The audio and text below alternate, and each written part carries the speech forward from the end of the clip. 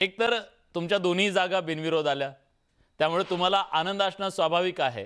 पण ह्या जागा बिनविरोध आणण्यासाठी तुम्ही जे जादूचे प्रयोग केले, ते जादूचे प्रयोग राजकारण नाहीये, तर त्याच्या मागे मोठं अर्थकारण आहे, असा थेट आरोप केला जातोय.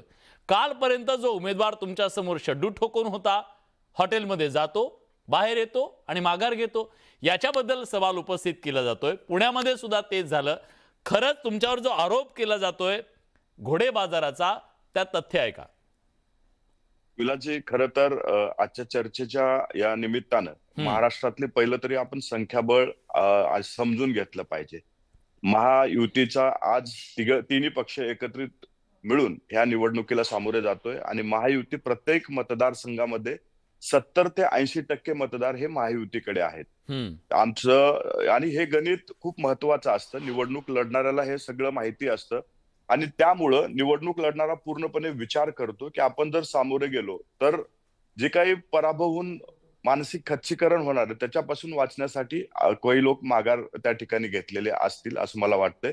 परंतु ज्या वेळेस एखादा उमेदवार निवडणुकीला सामोरे जातो त्यावेळेस गणित डोळ्यासमोर ठेवून जात असतो.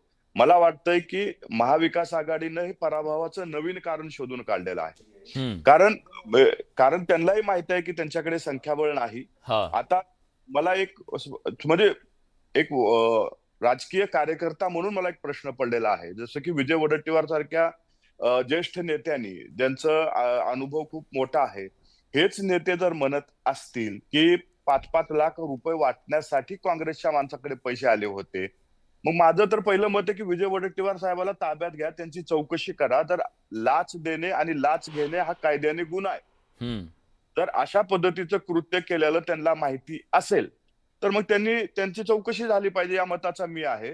खरं तर पराभव स्पष्टपणे दिसत असताना उमेदवारांनी घेतलेली ही माघार आहे आणि त्यामुळं काहीतरी कारण महाराष्ट्राच्या जनतेसमोर सांगायचं आणि महायुतीला बदनाम करायचं, अशा पद्धतीचं काम हे महाविकास आघाडीकडनं चालू आहे. ह्याच्यामध्ये मला वाटतं घोडेबाजार कधी होतो, ज्यावेळेस निवडणुकीला सामोरे जात असतो त्यावेळेस नक्कीच त्याच्यामध्ये कुठलाही पक्ष करत असतो. मी मी मी मी थोडंसं थांबवतो. सूरजराव, तुमच्याकडे संख्याबळ आहे, पण संख्याबळ असताना सुद्धा बिनविरोध करण्यासाठी तुम्ही तुमची जी धावाधाव सुरू आहे ती कशाला गरज आहे? लढा, तुम्हाला पराभूत करू म्हणून सांगा. महाराष्ट्रामध्ये तुम्ही एक हे बघा, लढायचं का नाही हे उमेदवारावर डिपेंड असतं. आमचा प्रयत्न असतो की बिनविरोध व्हावा, कारण तुमच्याकडे संख्याबळ नसेल तर दोघांची एनर्जी न जाता आपण एक सामंजस्याने ग्रामपंचायत बिनविरोध होत नाही. सांगतो मी तुम्हाला, लोकांना विलाजी मी सांगतो की 2 उमेदवारांनी ते ठरवलेला निर्णय असतो. आता उमेदवारांनी माघार का घेतली हाही प्रश्न आहे. जर उमेदवार निवडणूक लढण्याच्या दृष्टीने मैदानात आला होता तर त्यांनी माघार का घेतली? जर तुम्ही सत्ताधाऱ्यांना दोषी ठरत आहात तर जेवढे सत्ताधारी दोषी असतील तेवढेच ज्यांनी माघार घेतला तो सुद्धा तितकाच दोषी आहे. मी सहमत आहे तुमच्या मताशी. कपिलजी, जर तुमचे उमेदवार कुठल्या तरी आमिषाला बळी पडून माघार घेतले असं तुमचं म्हणणं असेल तर मग सांगा, त्यांच्यावर तुम्ही कारवाई केली का? एक असा सांगा, एक असा ज्याच्यावरती तुम्ही कारवाई केली, पक्षातून त्याची हकालपट्टी केली. कालपर्यंत तो आमच्या इथं आला आणि सांगितलं, पाया पडले असतील, काय रिक्वेस्ट केली असेल, उमेदवारी द्या. दुसऱ्या दिवशी माघार कशी काय? तुम्ही कारवाई केली का? 2 उमेदवारांवरती आम्ही कारवाई केलेली आहे. शैलेश अग्रवाल आणि साहेबराव कांबळे यांना पक्षातून निलंबित करून त्यांची हकालपट्टी करण्याचं कालच पत्र महाराष्ट्र प्रदेश काँग्रेसनं जाहीर केलेलं आहे. हे सगळ्यात पहिले सांगतो. दुसरी गोष्ट, उमेदवारांनी माघार का घेतली असा प्रश्न माझे मित्र सूरज चव्हाण यांनी या ठिकाणी विचारला. यांच्या प्रेशर खाली, यांच्या दबावाखाली, यांच्या देणाऱ्या त्रासाखाली, यांच्या त्रासापोटी अशोकराव चव्हाण आमच्या पक्षाचे नेते होते. त्यांच्यासारखा सक्षम माणूस जर यांच्या दबावाने भिवून निघून जातो, राधाकृष्ण विखे पाटील आमचे विरोधी पक्ष नेते होते, त्यांच्यासारख्या सक्षम माणसाला जर यांनी सळोकी पुळो करून सोडलं, त्यांना आमचा पक्ष सोडावा लागला असेल तर हे सामान्य लोक काय टिकतील? भीती कसली? साहेबराव कांबळेंना काय त्रास दिला गेला विचारा ना जरा. माध्यमांच्या प्रतिनिधींनी त्यांच्याशी बोललं पाहिजे. शैलेश अग्रवाल वरती काय दबाव आणला गेला? अरुण लखानी उमेदवार 3 जिल्ह्याचे उमेदवार होते, त्यांनी शैलेश अग्रवाल यांच्यावरती काय दबाव आणला? किती कोटीचं आमिष दिलं? सोलापूरच्या उमेदवाराच्या सूचकावरती ज्यानं स्वतः सही केली त्याला दुसऱ्या दिवशी हे लोक म्हणत लावतात की बा तो सूचक मी नाही, माझी सही नाही. ज्या सही तपासा ना, बरं हे आमचं सोडा, आमच्या पक्षांतर्गत सोडा विलासजी. हा गोपीकिशन बाजोरिया हे एकनाथ शिंदे यांच्या शिवसेनेचे सगळ्यात स्ट्रॉंग उमेदवार म्हणून यांनी अमरावतीच्या निवडणुकीत फॉर्म भरला. आज त्या पिता पुत्रांची गरज बघा तुम्ही. ते पिता पुत्र ज्या पद्धतीनं माध्यमांसमोर भाजपच्या प्रवीण पोटेन विरोधात संताप व्यक्त करतायत ते बघा. नरेंद्र दराडेंच्या मुलाने गोकुळ गीतेचा बाप काढला. म्हणजे हे सगळे प्रयत्न हे लोक का करतायत याचा सुद्धा आपण विचार केला पाहिजे. आता सूरज चव्हाण आणि नवनाथ बन बोलत असताना बोलले की संख्याबळाचा विचार केला पाहिजे. संख्याबळ आमच्याकडे फार मोठ्या प्रमाणात आहे. अहो तुमच्याकडे जनाधार आहे तर मग लढा ना. ठीक आहे, मी विचारतो नवनाथराव,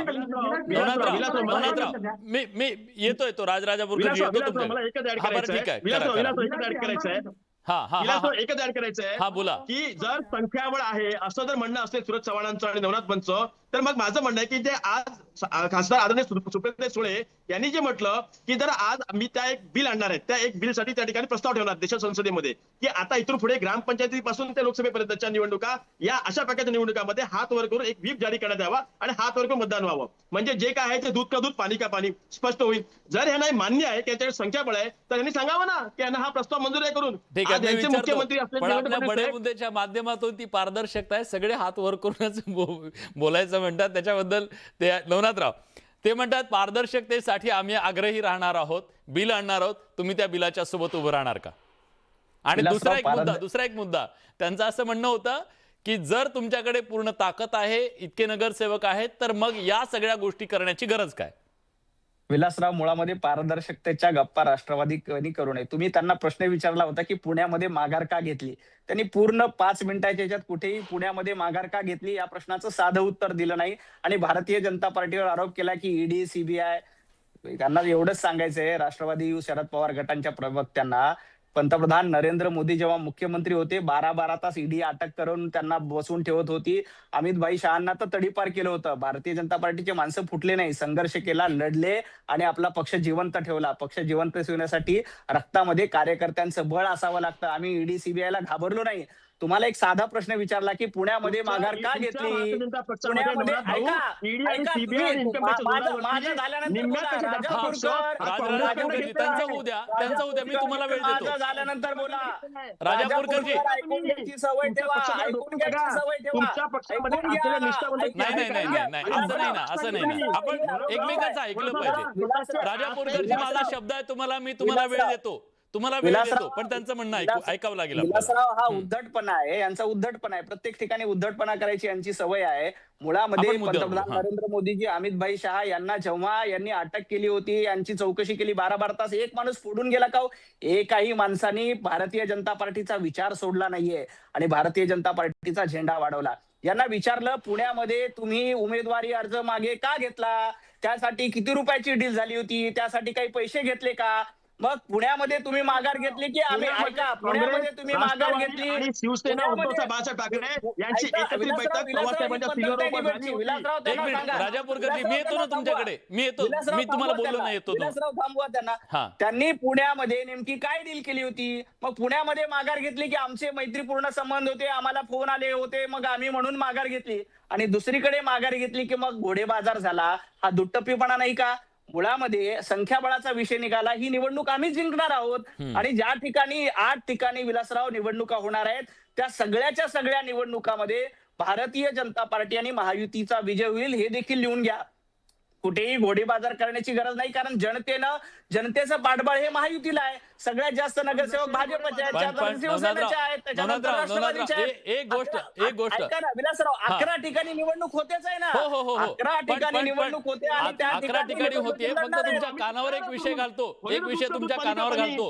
एक विषय घालतो, जिथं बिनविरोध झाली ना तिथल्या अनेक नगरसेवकांचे फोन आले, बिचारे खूप नाराज झाले. आता का झाले माहित नाही, बहुतेक सगळ्यांना कळेल. नाराज आहेत, पण अनेक निवडणूक का झाली नाही म्हणून अनेक नगरसेवक नाराज आहेत. नगरसेवक नाराज नाहीयेत, काँग्रेसचे लोक नाराज आहेत, कारण त्यांना पक्ष सांभाळता येत नाही, त्यांना माणसं सांभाळता येत नाही.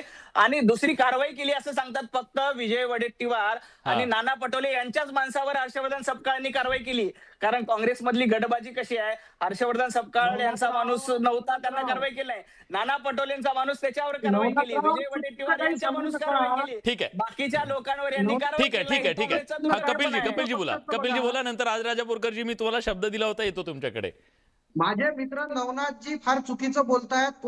याच्या माणसावरती कारवाई केली, त्याच्या माणसावरती कारवाई केली असं करण्यापेक्षा त्यांनी स्वतःच्या पक्षातल्या ज्या काही मारामाऱ्या चालल्यात, स्वतःच्या पक्षातल्या ज्या काही उन्हाधुणं काढण्याचं चाललंय ते बघितलं पाहिजे. नाही. काँग्रेस पक्षानं ज्या लोकांनी भारतीय जनता पार्टीचे पैसे नवनाथराव, घेऊन थांबा. पक्षासोबत कपिलजी गद्दारी केली, बोला. त्या उमेदवारांच्या विरोधात कारवाई केलेली आहे. आमच्या पक्षात भांडण लावण्याची सवय बंद करा. आधी तुमच्या 3 तिघाड्यांचा संसार बघा. तुमच्यात जे काही एकमेकांचं चाललंय, तुमच्या गोकुळ गीते आणि नरेंद्र दराडांचे भांडणं बघा, तुमच्या गोपीकिशन बाजोरिया आणि प्रवीण पोटेंचे भांडणं बघा, नाना पटोलेंच्या माणसावर कारवाई केली, वडेट्टीवारांच्या केली. यात नाक खुपसायची गरज नवनाथ पण आणि भाजप सारख्या लोकांना नाही आहे. हे आपण सगळ्या विलासराव फक्त यांनी दोघांवर आम्ही कारवाई केली हे समजते, समजावं. ज्या नाना पटोलेंचा भारतीय माणूस नको, यांना विजय जनतेच्या वडेट्टीवारांचा माणूस नकोय. पक्षाची हा. दिलेली Selective आणि करतात. माघारी बर. घेतली, ठीक त्यांच्या आहे. विरुद्ध काँग्रेस मी- पक्षानं कारवाई केलेली आहे. नवनाथराव मी चुकीचं शब्द बोलून पाळतो माध्यमांसमोर राजापूरकरजी.